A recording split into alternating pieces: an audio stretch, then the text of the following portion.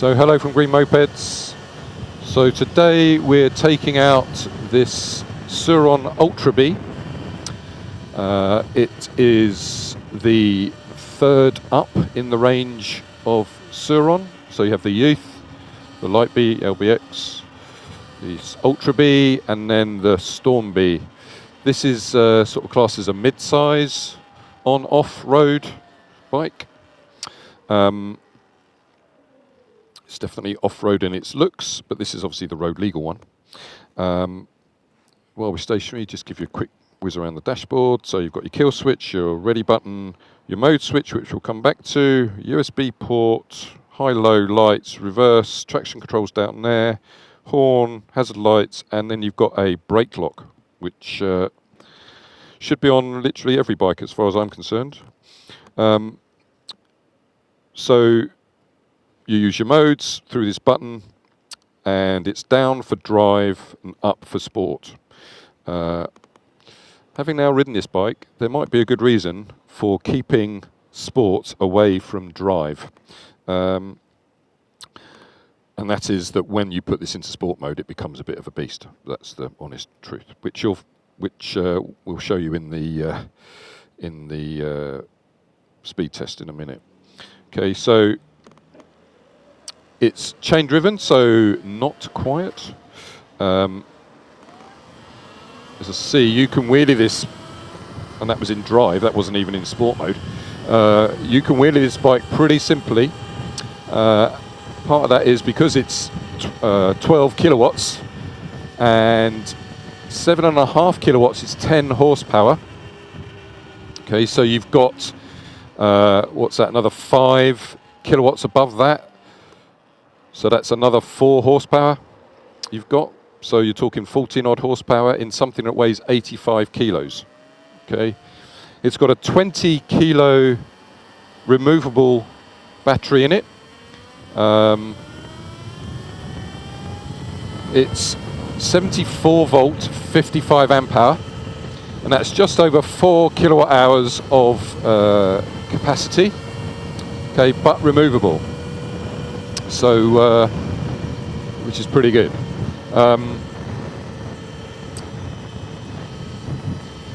The range, you know, they quote, as usual, probably unrealistic ranges, 80 odd 90 miles at the slowest speed, which no one rides around on. In mode 1, in fact, sorry, eco, no, that's what I mean, that mode button. In eco, it's got 34, okay, and then you're down for drive. So in drive or dynamic, it does go 55 as well as in sport, but it's how they deliver the power, which is totally different in sport mode. Okay, so be wary when you put it into sport mode, which I'll show you, I think, later. So, realistic range on this, what we're at, 60% now, and I've been whizzing around and I've done 15 miles. Some of that was full pelt in mode 3, like sport mode, sorry. Some of it, a lot of it in eco. So, you know, that's going to be what, 40, let's say, with a bit of fast and a bit of slow going on. So that's probably more realistic. One of the good things about this bike is that the charger fits under the seat. Okay, so you lift out the seat, you'll see the charger in there, just whip it out, you can plug it into the battery charging port, which is in there, or take the battery out and do it like that. Charging time is 4 hours. One of the other interesting things about this, which we'll show you on the when we stop, the menu system. The menu system actually allows you to configure charging speed, as in there are 3 settings, 480 watts up to 1,000 watts. Okay, so in other words, if you want rapid charging, or faster charging, sorry, you could put it up to 1 kilowatt charging. Okay, if you were going onto a public charging network, you might do that as well. Slow charging is often better for the battery, to be honest, but if you're in a bit of a rush, then you might choose to do it like that. Okay. So 34 in Eco, 55 in 56 in either of the other modes, 4-hour charging, and let's say 40-mile range. So that's sort of like the summary. One of the sort of major things about this bike is what you can actually configure. So you can configure, for example, you can configure what strength regen is. So there's different settings which you get through the menu system here. So you can say, okay, I want level 5 regen on braking, but you've also got a separate setting for engine braking, as in when you're coasting, and how it it's pretty effortless. That's 40. So yeah, you can configure, if I just release the throttle, does it, how quickly does it come to a stop? I can turn it off, or I can have it at various settings. Okay, so that's another one. You can also turn or adjust the throttle sensitivity for sport mode. Okay, so but as you get used to this bike, you'll see what the sort of effect of that can be. You can also configure whether the throttle, the brake cuts the throttle. So this is often a feature which is sort of like a safety feature, that if you brake, regardless of where your hand is on the throttle, the throttle is cut. Okay, and that has sometimes made certain electric bikes a bit of a challenge for CBT schools, because one of the things you learn at CBT school is throttle and brake together. And if you can't do that, then you can't really use that bike for a CBT school. Whereas on this one, you can turn it on or off. Okay. One of the other things it does through the menu is tilt protection. So if the bike falls over, is the throttle cut? Okay, so in accidents, do you want the back wheel still to be spinning? Yes or no? Then you've got within it the diagnostics that you might need if there's any issues with the bike. You can turn that on and so forth. So pretty configurable. I like the way you can configure separately the engine braking. Well, one, to have engine braking is good. And you can configure how strong it is. That's pretty cool. It's also, obviously, it's got traction control, so you can turn that on and off through this button behind the throttle, behind the left-hand cluster, or you can configure it actually through the menu system. I'm not sure why you would. Well, I guess if you want to permanently have it on or off, then you'd put it through the menu system. Otherwise, you would just use the button. Okay, so that's also can be done through that menu. Okay, in terms of the bike itself, it is 85 kilos, so still pretty light, especially if you consider that the battery is 20 kilos removable. Okay, so again, you're looking at pretty lightweight, so that means the bike is 65 kilos without a battery. I mean, there's the other sur-rons are sort of 55 to 60 with the battery. So it's still pretty light. One of the other things to say about it is that you might see on some of the sites that you go to that this bike comes with pegs for a passenger. This version, UK version, doesn't have that. So for whatever reason, they either have decided not to make it in the UK a two-person bike, or the other websites are mistaken, I guess, maybe. What it does have at the back, though, is some hooks to strap it down. Okay, so they've actually built in hooks, okay, which is interesting. Okay, so that's that. It's pretty standard in terms of other sizes, so it's about 1.9 meters long. Okay, so it sits pretty high. It is on 19-inch wheels, and its seat height is actually 94, which is pretty high. I mean, stationary. As you can see, I can put my feet flat, but I'm 6'1", 185, I think that is. But this could be a little bit high for some people. Okay. Your choices of colour are this. This is sort of gunmetal green. Okay. it's definitely got an off-road look about it. So all in all, we'll stop in a sec to show you a speed test and show you the menu system. But in terms of if you want a bike that's, like maybe you could say it's like Artisan ES1S on steroids. If you wanted a bike like that, because that is 11 kilowatts max, and that certainly doesn't perform like this. That's probably the only other bike that we do that's sort of in this sort of size.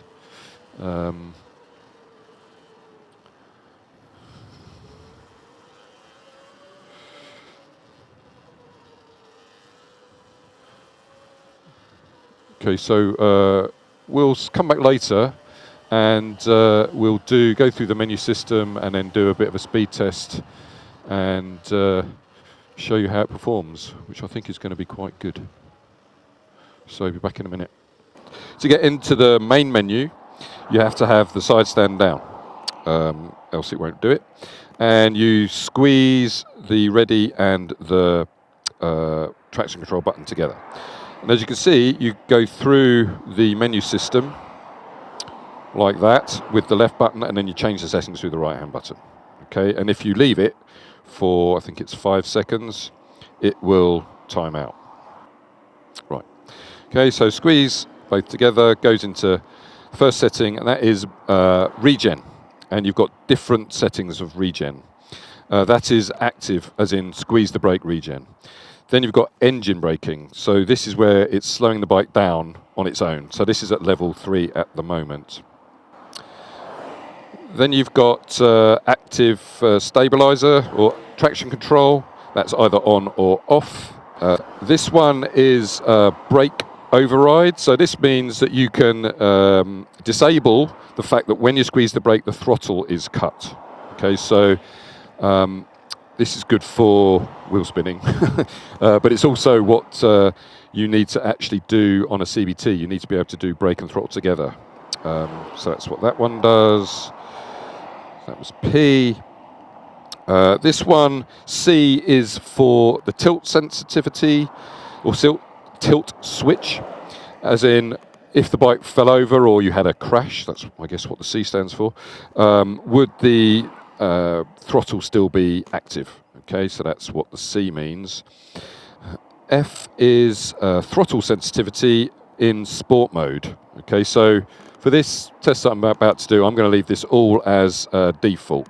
Okay, and then that's F. T is for testing, so that's diagnostics. And then U is for the charging capability. So as I said, it's either 480 watts up to 1,000 watts of charging, and you can change that through here. Okay, so basically what you do is, as you see, you go into the menu, you pick the setting you want, and then you change it on the right-hand button. And then you leave it, and it will go into that, back out of that mode into normal mode. Okay, but only when the side stands down. All right, so that's basically it. What we're now going to do, this is a 70-mile road. Just going to whiz down here a little bit and see how fast it goes. We'll put the times up later as we normally do, and then we'll wrap up. Ready, let's go.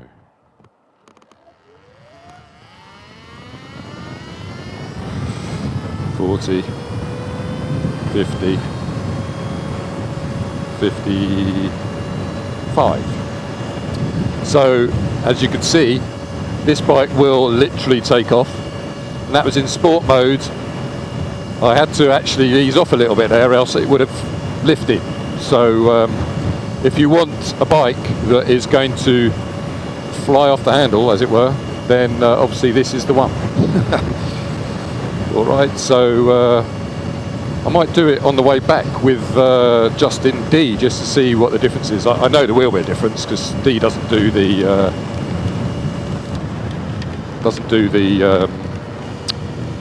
so much power. Okay, so we've pulled up again. One thing I didn't say is that in dynamic mode, the top speed is pretty much the same as in sport mode. So this will be an interesting comparison to try getting 0 to top in dynamic mode. So we'll do the same again, and we'll see how we get on. Hopefully it won't lift this time. All right, so just wait for braking the traffic. Okay, we'll put the times up, go. Nearly.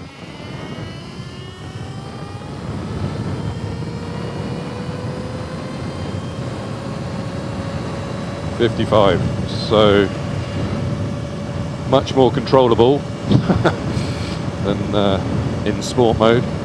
And as I said, on the menu you can adjust the sensitivity of the throttle, which for sport mode. So you certainly might want to look into that if you are going to be riding this thing around in sport mode.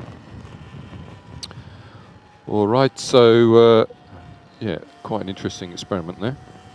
Okay, so pretty much to summarize, I mean, this is, from a power perspective, there's nothing else that we do this powerful. Okay, so you're looking now at zeros, you know, you're getting into that sort of territory. KFN 8 kilowatts, Talaria R 8 kilowatts max, and this is 12.5. You've got a lot of configuration that you can do with it. I like engine braking; that's a good thing to have. So it would be a good commuter. Obviously, no rack. I did see on one of the other sites that this bike had was suitable for pillions, as in it had the pegs, but not on this one. So I'm not sure if that was a decision made for the UK market or whatever, but this one doesn't have pegs for a pillion, so I guess it's single only. This is obviously the road legal one. There is the off-road one, which pretty much is going to be the same. 6,700, you will definitely have a lot of fun on it. With all those configuration options, you could certainly find a setting that's going to be right for you, whether you turn off traction control, the throttle sensitivity and all those other things. You'll certainly be able to find a setting that's good for you. I guess the only niggle I would have is that whole mode selector business, going through E to get to D and S. I'm not too sure why they did that, but other than that, it's a lot of fun. And if, as I said, you compare it to something like, for the same price as Silence SO1, obviously totally different bike, but for the money, you're getting a lot more power. Not quite as much in terms of battery capacity, but a lot more fun. All right, so hopefully you found that useful. Please subscribe to our YouTube channel, green-mopeds.com. Please feel free to contact us in any of the numerous ways that we can now be contacted. And thanks very much.